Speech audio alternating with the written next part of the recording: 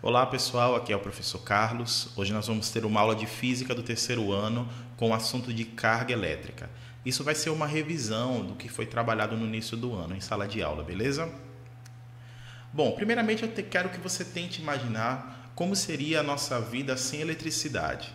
Imagine viver num lugar onde nós não teríamos as luzes da nossa cidade, onde nós não teríamos os equipamentos eletroeletrônicos que nos ajudam tanto no nosso dia a dia, como forno micro-ondas, geladeira, computadores e celulares. Na verdade, a eletricidade ela ocupa uma posição de muita importância no nosso dia a dia. Então, é importante que a gente venha, através da física, estudar e conhecer as suas principais características e utilidades. Bom, a preocupação de estudar a eletricidade não é uma coisa moderna, como se parece. Na verdade, nós vamos entender que foi uma construção histórica, e é isso que eu vou mostrar para vocês nessa aula de hoje. Os primeiros experimentos falando sobre eletricidade vão envolver essa resina fóssil que vocês estão vendo aí. O nome dela é âmbar. Ela ultimamente tem sido usado, com crianças pequenas e tem sido prometido que ela tem propriedades analgésicas quando as crianças estão nascendo os dentes, nascendo os dentinhos aí dos bebês. Mas na verdade, gente, isso daí já foi até negado pela Sociedade Brasileira de Pediatria. Ela não tem essa propriedade, não existe nada cientificamente comprovado a respeito disso, tá? Mas na antiguidade a âmbar era usada e ela tinha alguns fenômenos físicos envolvendo eletricidade. Quando você pegava essa resina e você esfregava na pele de couro de animais ou de penas, e quando você colocava esses materiais em contato com outras peles, outras penas, alguns outros objetos, nós observávamos um fenômeno físico interessante, que era um fenômeno de atração desses objetos. Não somente a âmbar, mas também temos a magnetita, que é um minério, e ela tem essa mesma propriedade de atração e repulsão com alguns metais. Agora eu vou falar para vocês alguns fatos importantes na história do estudo da eletricidade. Começando lá no século VI a.C., com as descobertas de Tales de Mileto. As descobertas dele envolviam estudos envolvendo o âmbar. Já em 1600 nós temos William Gilbert. William Gilbert estudou também propriedades do âmbar, como também propriedades da magnetita. Os seus estudos envolviam bastante o magnetismo, além da eletricidade. E ele foi o primeiro a utilizar o termo elétron, que em grego significa âmbar. Depois nós temos em 1729 os experimentos de Stephen Gray. Ele foi o primeiro a utilizar fios para conduzir eletricidade, e ele também estudou as propriedades condutoras e isolantes de vários materiais. Prosseguindo, em 1752 temos Benjamin Franklin e a sua célebre experiência empinando uma pipa num dia de raios. Bom, o que foi que Benjamin Franklin contribuiu para o estudo da eletricidade?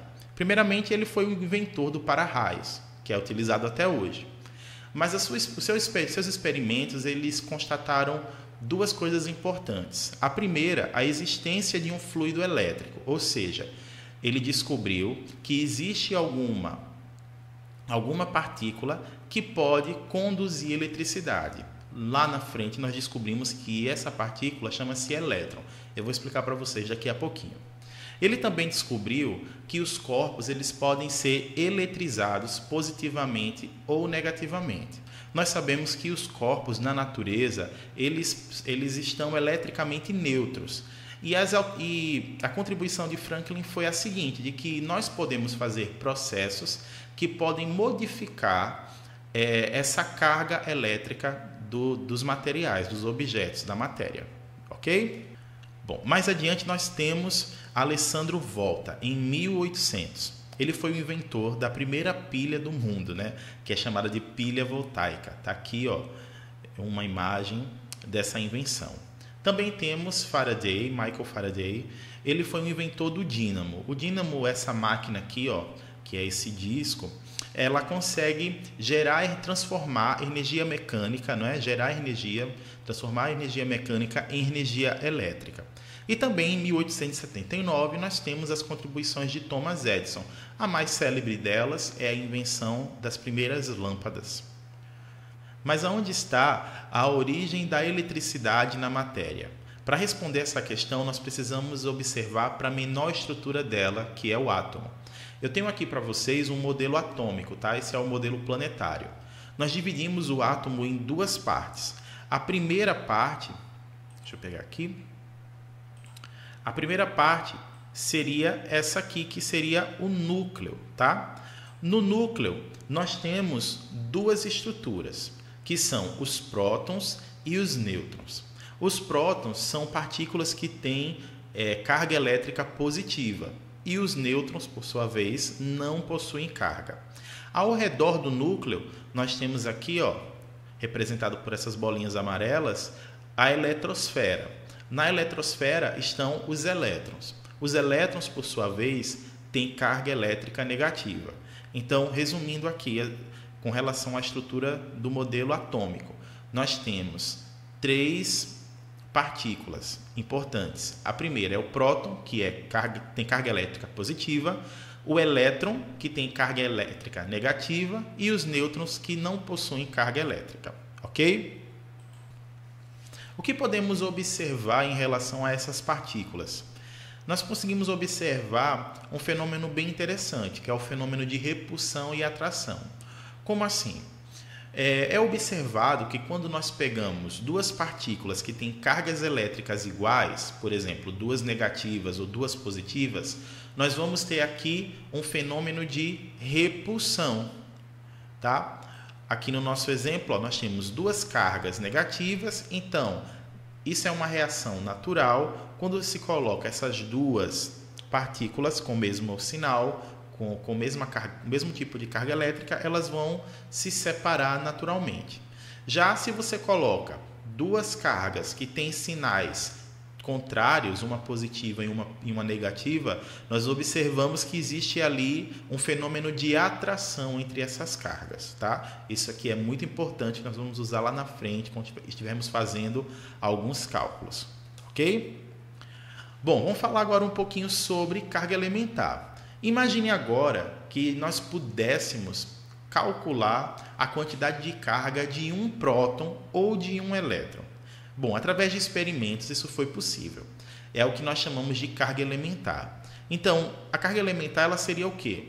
É o valor de carga de um elétron ou de um próton. Esse valor, claro, como o átomo é uma estrutura muito pequena, então imagine o elétron ou o próton, né? Ele tem um valor elétrico de 1,6 vezes 10 elevado a menos 19 Coulomb. Coulomb é a nossa unidade para a carga elétrica no sistema internacional. Só para vocês terem uma ideia, eu coloquei aqui em decimal para vocês compreenderem quão pequeno é esse valor, né? 0,00, vários zeros ali, tá? Para facilitar, para a gente não trabalhar com esse decimal muito grande, nós estamos aqui, ó, sempre iremos trabalhar com ele em notação científica, tá? Essa é a importância da notação científica, porque facilita bastante na hora de realizarmos os nossos cálculos, tá ok? Então, resumindo aqui, carga elementar seria o valor de carga de um elétron só ou de um próton. Esse valor em todas as questões sempre vai ser 1,6 vezes 10 elevado a menos 19. Ok? Se for elétron, você vai usar ele negativo. Se for próton, você vai usar positivo. Tranquilo? Bom, como a gente está trabalhando com unidades muito pequenas, nós precisamos também conhecer os submúltiplos do Coulomb. Tá? Nós temos, então, o microcoulomb. Tá? O microcoulomb seria 1000 vezes menor, né? A milésima parte do Coulomb. Então, a gente vai representar aqui com essa letra, esse U aqui diferente, que nós chamamos a letra Mi em grego, tá certo? Mi minúsculo em grego. E a potência do microcoulomb é 10 elevado a menos 6. Temos o nanocoulomb, que nós teremos aí 1 milhão de vezes menor do que o coulomb, né? Então, a simbologia é 1N e a potência correspondente é 10 elevado a menos 9. Por fim, nós temos o picocoulomb, que seria 1 bilhão de vezes menor do que o coulomb. Então, nós temos aqui a simbologia para ele, é o P minúsculo mesmo, e a potência 10 elevado a menos 12. Pessoal, grava bastante aqui essas potências, tá? 10 elevado a menos 6, 10 elevado a menos 9 e 10 elevado a menos 12. Porque são essas potências que vocês vão adicionar os valores na hora de transformar. Transformar para quê, professor? Porque vocês vão ver que nos exemplos, muitas vezes, ele dá os dados da questão usando microcoulomb, nanocoulomb ou picocoulomb. Então, o seu dever vai ser transformar para coulomb. E como é que a gente faz essa transformação? É exatamente multiplicando por essas potências aí. Então, você pega o valor e você vai multiplicar por essas potências aí. Tá ok? O 10 elevado a menos 6, 10 elevado a menos 9 e o 10 elevado a menos 12. Bom, continuando o nosso assunto, nós vamos falar agora um pouquinho da nossa primeira fórmula, né? Que é a fórmula de quantidade de carga. Então, imagine que você tem um experimento, ou você tem uma matéria, e você deseja agora calcular quão energizado está aquilo ali. Então, você vai utilizar essa primeira fórmula, Q igual a N vezes E. Onde o Q seria a quantidade de carga, que vai ser em coulombs. O N é simplesmente quantos elétrons ou quantos prótons existem ali naquele experimento, tá? São as partículas que estão excedentes. E o E é a nossa carga elementar, que, como eu falei, tem sempre esse valor de 1,6 vezes 10 elevado a menos 19. Então, gente, é muito simples. Se eu quero saber a quantidade de carga de uma matéria, basta contar quantos elétrons tem ali ou quantos prótons e multiplicar por esse valor fixo da carga elementar. Nós vamos entender melhor agora através de um exercício. Eu vou ler aqui para vocês essa questão 1. Durante o processo de eletrização, um corpo recebe uma quantidade de 2 vezes 10 elevado a 15 elétrons, tornando-se eletricamente carregado, com carga elétrica de... Então, deixa eu só esclarecer para vocês algumas coisas. Primeiro, esse valor aqui, 2 vezes 10 elevado a 15. Gente, eu estou falando aqui de quantidade de elétrons. Então, o número de elétrons de uma matéria pequena, vamos imaginar, de uma moeda, é muito grande. Então, só para vocês terem uma ideia, nesse experimento aqui da questão, 2 vezes 10 elevado a 15 nada mais é, gente, do que 2 quatrilhões de elétrons. Então, é uma quantidade muito grande. Por isso que nós estamos utilizando aqui, gente, a notação científica, ok? Então, eu tenho essa quantidade de elétrons e eu quero saber a carga elétrica. Então, eu vou utilizar a nossa formulazinha aqui, gente, ó, Q igual a N vezes E. Então, eu vou agora substituir esses valores pelos números, né? Substituir essas letras pelos números que foram dados aqui na questão. Primeiro, o N é a quantidade de elétrons, que a questão falou. É 2,0, né? Ou 2 vezes 10 elevado a 15. Coloquei aqui em azul. Vezes a carga elementar, tá bom? Que é o nosso 1,6 vezes 10 elevado a 19. Como eu falei para vocês, gente, esse valor aqui do E sempre é esse, nunca vai mudar, beleza? Então, o que é que eu faço agora para poder fazer o cálculo, né? Acho que vocês estão se perguntando aí. Bom, para fazer, gente, esse cálculo, não tem segredo. Primeiramente, você vai pegar os números, tá? Os decimais aqui, ó, no caso 2,0, e você vai multiplicar pelo 1,6, porque aqui tudo é multiplicação, né? Tanto aqui essa multiplicação que é da fórmula, como a multiplicação que já tinha nas notações científicas. Então, eu vou multiplicar aqui o 2 vezes 1,6 e vou multiplicar separadamente as potências de 10. Então, vai ficar assim, ó. Eu multiplico o 2, tá, vezes 1,6, tá bom? Normalmente, vai armar a conta e fazer, né? E como é que eu faço para multiplicar a potência de 10? Você vai ter que lembrar lá das propriedades de potência. O que as propriedades dizem? Você conserva a base, né? Porque a base aí, no caso, é 10 nas duas. Tá? Na verdade, essa base aí nunca vai mudar nos exercícios de eletricidade, porque a gente sempre usa a base 10 porque é a base da notação científica. Então, a gente vai conservar esse 10, eu coloquei aqui em preto, ó, conservei o 10, e a gente vai o quê? Simplesmente somar os expoentes. Então, vai ser 15 mais menos 19, ó, coloquei aqui em parênteses. Tá ok? Multiplicando 2 vezes 1,6 vai dar 3,2, tá ok? E 15, aqui no expoente, tá? 15 com menos 19, eu tenho 15 reais, mas perdi 19. Então, fiquei devendo 4, né? Então, a nossa resposta aqui, gente, ó, vai ser 3,2 vezes 10 elevado a menos 4. Então, no caso, seria a nossa letra A. Ok? Tranquilo? Simples, né, gente? É só a multiplicação mesmo. Vamos em frente. Eu vou falar agora um pouquinho sobre conservação das cargas. Eu vou ler e depois eu vou dar alguns exemplos para vocês. Dentro de um sistema isolado, a soma algébrica das cargas positivas como negativas irá permanecer constante. A função que representa a conservação das cargas elétricas é essa daqui, tá? O que quer dizer aqui essa simbologia? Deixa eu explicar para vocês. Aqui significa somatório, tá? Então, o somatório, o que seria das cargas? O somatório das cargas antes ou inicial é igual ao somatório das cargas após ou final, tá? No nosso livro, tá? Somatório das cargas inicial igual ao somatório das cargas final. Você vai poder ver isso lá no nosso livro. O que isso quer dizer? Ele está falando assim, que se você tiver um ambiente que esteja isolado eletricamente, ou seja, que essa corrente de energia, que não haja uma fuga de corrente, tá?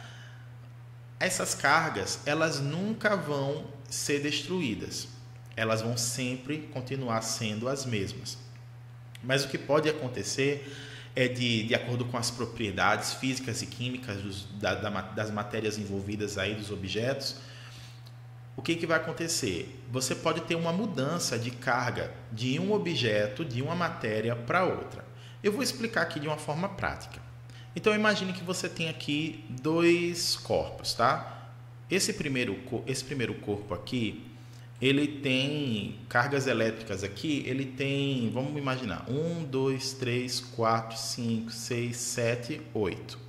Ele tem 8, vamos imaginar, elétrons, tá bom? Excedentes. E esse outro objeto aqui, esse outro corpo, ele vai ter 1, 2, 3, 4, 5, 6, 7, 8 também. Então, imagine agora que a gente vai atritar ou vai colocar eles em contato, tá? Depois do contato, o que vai acontecer? O que aconteceu aqui?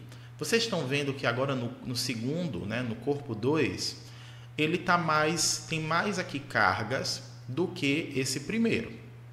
Então, é isso que está falando o nosso enunciado da conservação de energia.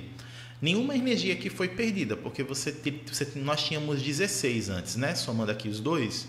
E aqui no final, ó, 1, 2, 3, 4, 5, 6, 7, 8, 9, 10, 11, 12, 13, 14, 15, 16. Está vendo que a mesma quantidade de energia, de cargas que eu tinha antes deles se tocarem, é a mesma que eu tenho no final, tá? Lembrando, gente, que isso só é possível quando o sistema ele é isolado eletricamente, ok? Vamos para mais um exemplo. Aqui eu tenho o corpo A e o corpo B. O corpo A está eletrizado negativamente, ó, porque ele tem mais elétrons aqui, sobrando. Tem 1, 2, 3, 4, 5, 6, 7, tem 8 elétrons. E o corpo B está neutro, tá? Ele está em equilíbrio, não tem nenhuma carga aí excedente. Mas aí eu coloco eles agora em contato. O que vai acontecer? Eles vão entrar em contato, vão interagir, então vai haver uma troca ali, né, de cargas entre eles. E no final, ó, o que aconteceu? Cada um ficou com a mesma quantidade de eletricidade, tá? A mesma quantidade de carga. Então aqui eu contei 7, tinha 8, né? Então ficou 4 para cada um, gente. Então, a mesma quantidade de energia que eu tinha aqui, ó, de cargas, 1, Deixa eu contar assim para não errar. 1, 2, 3, 4, 5, 6, 7, 8. Mais 0 dá 8, né? Então, aqui no total, eu tenho 8 de carga. Vai ser a mesma quantidade que eu vou ter aqui no final do processo. Só que agora, vamos dizer assim, está mais equilibrado, né? Cada um ficou com 4 e os dois ficaram eletricamente negativos, tá bom? Então, gente, esse seria o nosso princípio da conservação das cargas. Carga inicial, o somatório das cargas inicial sempre vai ser igual ao somatório das cargas finais quando o meu sistema ele for isolado. Bom, agora é o momento de você praticar um pouquinho aquilo que você estudou aqui comigo, tá? Na descrição desse vídeo você vai encontrar um link para o questionário virtual. São pouquinhas perguntas, tá? São perguntas com todo o conteúdo que foi trabalhado aqui nesse vídeo. Vai lá na descrição do vídeo que você vai encontrar o link. E eu também quero lembrar você de aprofundar os estudos, não é? Tudo isso que foi falado nessa aula de hoje, você vai encontrar no capítulo 1, lá nas páginas 10 a 13 do nosso livro de Física. E também você já pode começar trabalhando nos exercícios da página 14. Espero que esse vídeo tenha sido proveitoso para você. E qualquer dúvida você também pode colocar aqui nos comentários do vídeo, tá? Ou entrar em contato através dos links que estão na descrição. Beleza? Então até o próximo vídeo.